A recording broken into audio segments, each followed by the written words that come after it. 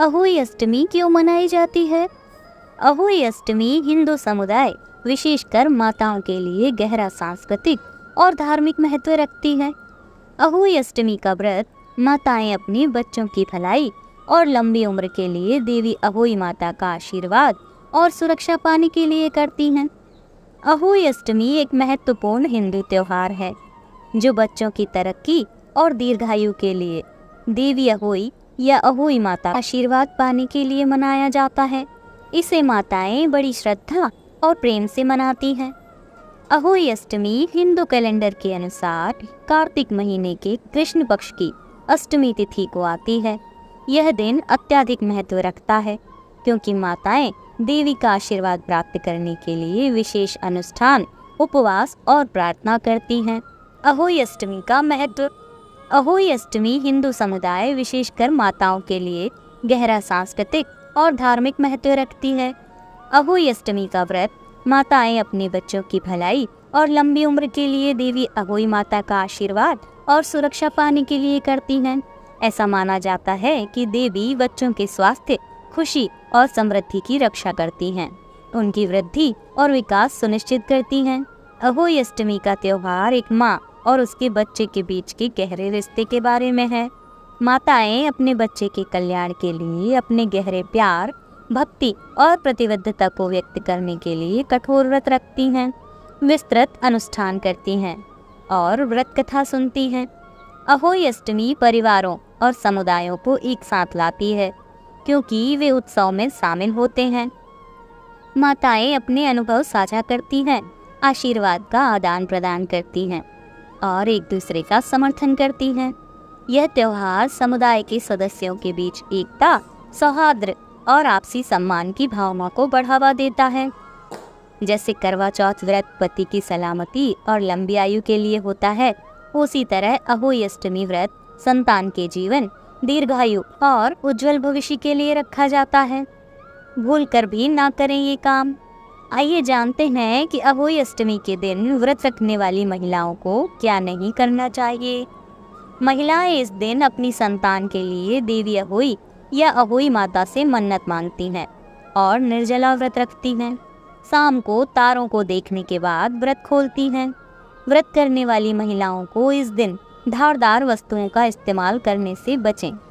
सुई, चाकू जैसी किसी भी नुकीली वस्तु का इस्तेमाल नहीं करना चाहिए। हिंदू धर्म में व्रती महिलाओं को अहोई अष्टमी के दिन के समय सोना नहीं चाहिए। पूरे दिन माता का ध्यान करें। ऐसा करने से व्रत का पूरा फल मिलता है। शाम को तारों को अर्घ्य देते समय महिलाओं को धातु का ध्यान रखना चाहिए। इस दिन स्टील से बने लोटे का इस्तेमाल करें। इस दिन तांबे का इस्तेमाल वर्जित है। व्रत करने वाली महिलाएं पूरे दिन अच्छे विचारों को मन में लाएं। किसी के साथ बुरा व्यवहार ना करें। वाणी पर नियंत्रण रखें। महिलाएं ना करें मिट्टी से जुड़ा कोई काम।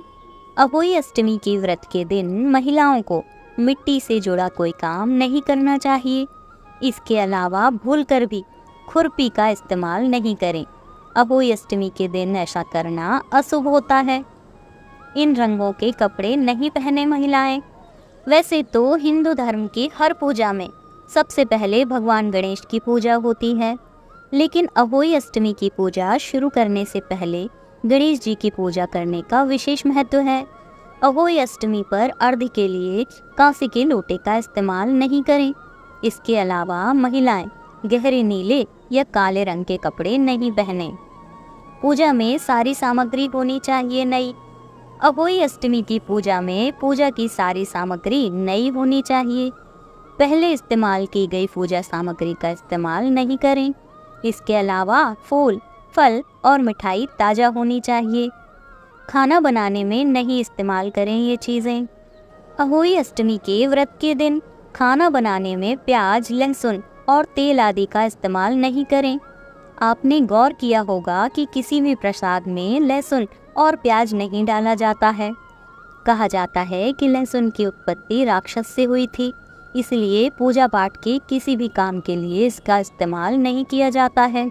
गलती से भी घर में किसी बड़े बुजुर्ग का अनादर ना करें। करवे का इस्तेमाल। अहोई अष्टमी के व्रत में जिस करवे में जल भरकर रखा जाता है वो वही करवा होना चाहिए जिसका उपयोग आपने करवा चौथ पर किया है। पूजा में मुरझाए फूल या इस्तेमाल हो चुके फल, मिठाई का पुनः प्रयोग ना करें। तामसिक भोजन। अहोई अष्टमी के व्रत में खान पान का विशेष ध्यान रखें। व्रत रखने वाली महिलाएं निर्जला उपवास करें और घर के अन्य सदस्यों के लिए प्याज या लहसुन वाला खाना ना बनाएं। हो सके तो इस दिन सात्विक भोजन का ही सेवन करें। मांस आदि का सेवन ना करें। अहोई देवी का व्रत रखने से एक दिन पूर्व तामसिक भोजन जैसे मांस, मदिरा, प्याज, लहसुन आदि का इस्तेमाल कतई ना करें। माना जाता है कि तामसिक भोजन से मन में नेगेटिव विचार आते हैं। ऐसे में व्रत से पहले हमेशा सात्विक यानी सादा भोजन ही करना चाहिए। वेद शास्त्रों में इस बात का उल्लेख किया गया है कि सात्विक भोजन से मन, वचन और कर्म में शुद्धता आती है। इस संबंध में कहा जाता है कि जैसा अन्न वैसा मन। इसका मतलब ये है कि आप जैसा भोजन करेंगे वैसे ही विचार आपके दिमाग में पैदा होंगे। बच्चों का रखें ख्याल। यह व्रत महिलाएं अपने बच्चों के लिए रखते हैं, इसीलिए इस दिन बच्चों को बिल्कुल भी डांटना नहीं चाहिए। ऐसा माना जाता है कि इस दिन राधा कुंड में जो कोई भी निसंतान दंपत्ति अहोई अष्टमी के दिन स्नान करता है उसे संतान की प्राप्ति अवश्य होती है। राधा कुंड में स्नान आधी रात के समय यानी निशिता के समय किया जाने की मान्यता है। अहोई अष्टमी के दिन आधी रात के दौरान राधा कुंड में स्नान शुरू होता है और यह पूरी रात भर जारी रहता है। स्नान के बाद राधा कुंड पर कच्चा सफेद कद्दू यानी पेठा चढ़ाते हैं। देवी पर चढ़ाए जाने वाले इस प्रसाद को यहाँ पर कुष्मांडा कहा जाता है। कुष्मांडा का भोग लगाने के लिए उसे लाल रंग के कपड़े में लपेटने की परंपरा है। इसके बाद जल्द ही संतान प्राप्ति के लिए देवी राधा रानी का आशीर्वाद लेने के लिए दंपत्ति पानी के टैंक में खड़े होने के बाद पूजा करते हैं और कुष्मांडा सफेद कद्दू देवी को चढ़ाते हैं। जाने राधा कुंड का महत्व। कान्हा की नगरी मथुरा में स्थित इस राधा कुंड का यूं तो काफी महत्व माना गया है, लेकिन अहोई अष्टमी के दिन इस कुंड का महत्व कई गुना बढ़ जाता है। मान्यता है कि अहोई अष्टमी के दिन मध्य रात्रि में अगर कोई भी निसंतान दंपत्ति इस कुंड में पूरी श्रद्धा के साथ स्नान करता है तो उसे पुत्र रत्न की प्राप्ति अवश्य होती है। जानिए कैसे बना राधा कुंड। बताया जाता है कि कृष्ण के द्वारा भीमकाय दानव का वध करने के बाद राधा ने उन्हें कई पवित्र नदियों में स्नान कर अपने पाप धोने के लिए कहा। तब श्री कृष्ण ने उसी जगह पर जोर से अपना पैर पटका जहाँ पर वह खड़े थे। इससे राधा जी द्वारा बताई गई सारी नदियाँ वहाँ से उत्पन्न हो गईं और वहाँ पर एक कुंड बन गया। भगवान कृष्ण ने इस कुंड में स्नान किया। इस कुंड को श्याम कुंड के नाम से जाना गया। लेकिन कृष्ण के इस शक्ति प्रदर्शन से राधा बेहद क्रोधित हो गईं, जिसके बाद उन्होंने अपनी सहेलियों गोपियों के साथ मिलकर अपनी चूड़ी कंगन की मदद से एक गड्ढा खोदा और उसमें मानसी गंगा का पानी भर दिया।